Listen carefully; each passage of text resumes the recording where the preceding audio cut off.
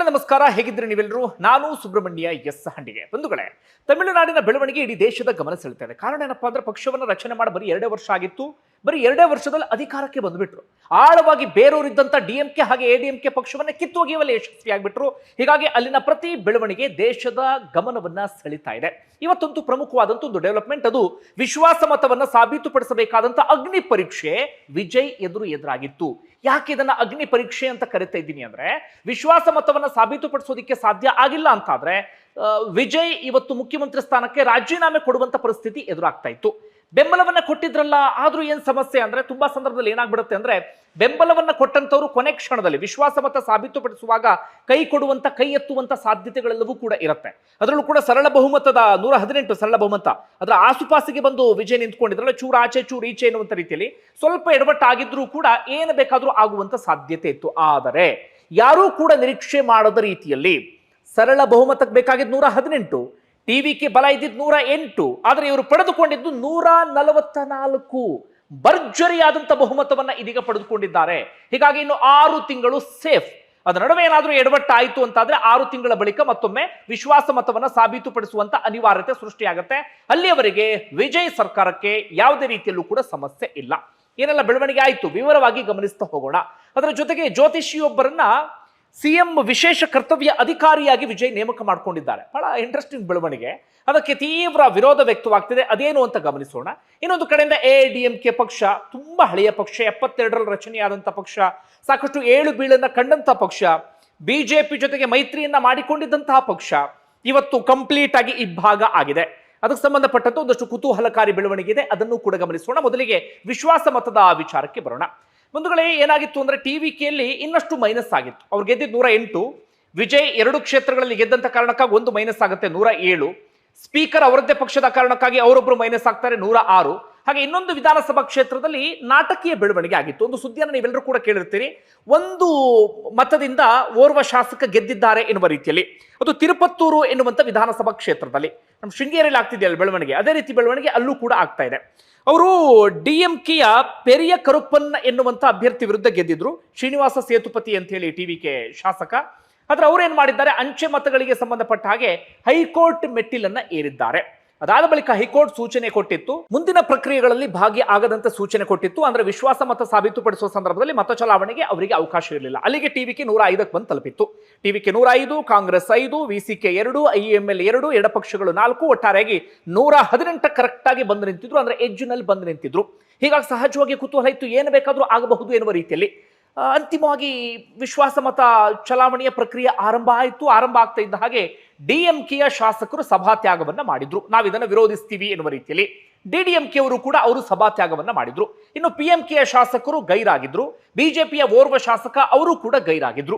ಇನ್ನುಳಿದಂತೆ ಎಡಿಎಂಕೆಯ ಶಾಸಕರಿದ್ರು, MMK ಶಾಸಕರಿದ್ರು, ಹಾಗೆ TVK ಶಾಸಕರು, ಹಾಗೆ ಇವರಿಗೆ ಬೆಂಬಲವನ್ನು ಕೊಟ್ಟಂತ ಶಾಸಕರೆಲ್ಲರೂ ಕೂಡ ಇದ್ರು. ಅಂತಿಮವಾಗಿ ಪ್ರಕ್ರಿಯೆ ಎಲ್ಲವೂ ಕೂಡ ಆರಂಭ ಆಯ್ತಾ. ಟಿವಿಕೆ ಎಲ್ಲ ಶಾಸಕರು ಮತವನ್ನ ಹಾಕಿದ್ರು. ಇನ್ನು ಯಾರ್ಯಾರು ಬೆಂಬಲವನ್ನ ಕೊಟ್ಟಿದ್ರು ಅವರು ಕೂಡ ಮತ ಚಲಾವಣೆಯನ್ನ ಮಾಡಿದ್ರು. ಅದರ ಜೊತೆಗೆ ಇನ್ನೊಂದು ನಾಟಕೀಯ ಬೆಳವಣಿಗೆ ಆಯಿತು. ಅದು ಎಎಂಎಂಕೆ ಪಕ್ಷದ ಈ ಟಿಟಿವಿ ದಿನಕರನ್ ಇದಾರಲ್ಲ, ಅವರದ್ದ ಪಕ್ಷದ ಶಾಸಕ ಕಾಮರಾಜ್ ಅವರು ಕೂಡ ಟಿವಿಕೆಗೆ ಬೆಂಬಲ ಕೊಟ್ಟರು. ಹಿಂದೇನಾಗಿತ್ತು, ಅವ್ರು ಬೆಂಬಲವನ್ನ ಕೊಟ್ಟಿದ್ರು. ಆದ್ರೆ ಅದಾದ ಬಳಿಕ ದಿನಕರನ್ ಸೀದಾ ರಾಜ್ಯಪಾಲರ ಬಳಿ ಹೋಗಿ, ನಾವು ಬೆಂಬಲವನ್ನ ಕೊಟ್ಟಿಲ್ಲ, ನಮ್ಮ ಶಾಸಕರನ್ನ ಕಿಡ್ನಾಪ್ ಮಾಡಲಾಗಿದೆ, ಹೈಜಾಕ್ ಮಾಡಲಾಗಿದೆ, ಈ ರೀತಿ ಆರೋಪ ಮಾಡಿದ್ರು. ಸ್ಟೇಷನ್ಗೂ ಕೂಡ ಹೋಗಿ ದೂರನ್ನ ಕೊಟ್ಟಿದ್ರು ವಿಜಯ್ ವಿರುದ್ಧವಾಗಿ. ಆರಂಭದಲ್ಲಿ ಬೆಂಬಲ ಕೊಟ್ಟಂತ ಕಾಮರಾಜ್ ಉಲ್ಟಾ ಹೊಡೆದು ಬಿಟ್ಟಿದ್ರು. ಇಂತಹ ಒಂದಷ್ಟು ಬೆಳವಣಿಗೆ ಆಗಿತ್ತು. ಆದ್ರೆ ಅಂತಿಮವಾಗಿ ಅದೇ ಕಾಮರಾಜ್ ಇವತ್ತು ವಿಧಾನಸಭೆಯಲ್ಲಿ ಬೆಂಬಲವನ್ನ ಅಧಿಕೃತವಾಗಿ ಘೋಷಣೆ ಮಾಡಿದ್ರು. ಅವರನ್ನ ಈಗಾಗಲೇ ಎಂಎಂಕೆ ಪಕ್ಷದಿಂದ ಉಚ್ಚಾಟನೆ ಮಾಡಲಾಗಿದೆ. ಮತ್ತೊಂದು ಹೊಸ ಪಕ್ಷದಿಂದ ಬೆಂಬಲ ಸಿಕ್ಕಂತಾಯ್ತಾ. ಅದರ ಜೊತೆಗೆ ಏನಾಯ್ತು ಅಂದ್ರೆ, ಎಡಿಎಂಕೆ ನಿನ್ನೆ ತಾನೇ ಘೋಷಣೆಯನ್ನ ಮಾಡಿದ್ರು, ನಾವು ವಿಜಯ್ಗೆ ಬೆಂಬಲವನ್ನ ಕೊಡ್ತೀವಿ ಅಂತ. ಆದ್ರೆ ವಿಧಾನಸಭೆಯಲ್ಲಿ ಏನು ಬೇಕಾದ್ರೂ ಆಗಬಹುದು ಎನ್ನುವಂತ ಒಂದು ಕುತೂಹಲ ಇತ್ತು. ಯಾಕಂದ್ರೆ ನಿನ್ನೆ ಬೆಂಬಲವನ್ನ ಕೊಡ್ತೀವಿ ಅನ್ನಂತವ್ರು 30, ಆದ್ರೆ ಇವತ್ತು 25 ಶಾಸಕರು ಬೆಂಬಲವನ್ನ ಕೊಟ್ಟರು. ಅಲ್ಲಿಗೆ ಇನ್ನು 5 ಶಾಸಕರು ತಟಸ್ಥರಾಗಿ ಉಳಿದರು. ಅಲ್ಲಿಗೆ ವಿಜಯ್ ಬಲ ಈಗ 144 ಆಯ್ತು.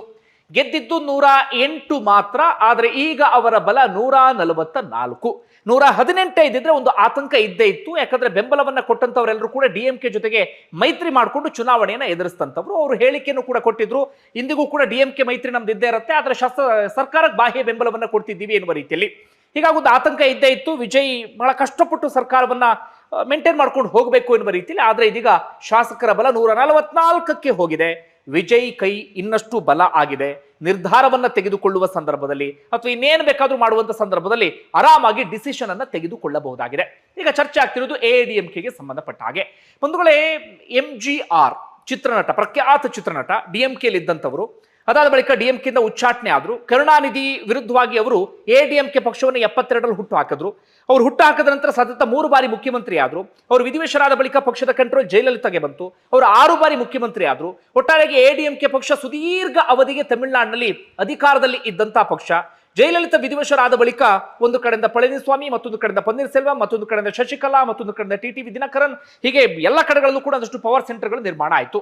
ಅಂತಿಮವಾಗಿ ಹಾಗೂ ಹೀಗೂ ಅಂತೇಳಿ ಪಳನಿಸ್ವಾಮಿ ಪಕ್ಷವನ್ನ ಕಂಟ್ರೋಲ್ಗೆ ತೆಗೆದುಕೊಳ್ಳುವಲ್ಲಿ ಯಶಸ್ವಿಯಾಗಿದ್ರು. NDA ಜೊತೆಗೆ ಮೈತ್ರಿಯನ್ನ ಮಾಡಿಕೊಂಡು ತಮಿಳುನಾಡಲ್ಲಿ ತಮ್ಮ ಅಸ್ತಿತ್ವವನ್ನು ಉಳಿಸಿಕೊಂಡು ಹೋಗ್ತಾ ಇದ್ರು. ಈ ಬಾರಿ ಪರವಾಗಿಲ್ಲ ಎನ್ನುವ ರೀತಿಯಲ್ಲಿ 47 ಸ್ಥಾನವನ್ನ ಗೆಲ್ಲುವಲ್ಲಿ ಯಶಸ್ವಿಯಾಗಿದ್ರು. ಆದ್ರೆ ಇದೀಗ MGR ಹುಟ್ಟು ಹಾಕಿದ್ದ ಪಕ್ಷ, ಜಯಲಲಿತಾ ಮುನ್ನಡೆಸಿದಂತ ಪಕ್ಷ ಇಬ್ಬಾಗ ಆಗಿ ಹೋಗಿದೆ. 47 ಶಾಸಕರಲ್ಲಿ 25 ಶಾಸಕರು ಇದೀಗ TVKಗೆ ಬೆಂಬಲ ಕೊಟ್ಟಿದ್ದಾರೆ. ಅವ್ರು ಹೇಳ್ತಾ ಇರೋದೇನಪ್ಪಾ ಅಂದ್ರೆ, ಇವರು DMK ಜೊತೆಗೆ ಮೈತ್ರಿ ಮಾಡ್ಕೊಳ್ಳೋಕೆ ಹೊರಟು ಬಿಟ್ಟಿದ್ರು, ಇಂಥವ್ರು ನಾವು ಹೆಂಗೆ ಬೆಂಬಲಿಸುವುದು ಎನ್ನುವಂತ ಮಾತನ್ನು ಅವ್ರು ಹೇಳ್ತಾ ಇದ್ದಾರೆ. ಹೀಗಾಗಿ ಪಳನಿಸ್ವಾಮಿ ವಿರುದ್ಧವಾಗಿ ನಾವಿದ್ದೀವಿ ಎನ್ನುವ ರೀತಿಯಲ್ಲಿ, ಅದ್ರ ಒಳಗೊಳಗೆ ಬೇರೆ ಏನೋ ಆಗಿದೆ ಎನ್ನುವಂತ ಚರ್ಚೆಯೂ ಕೂಡ ಇದೆ.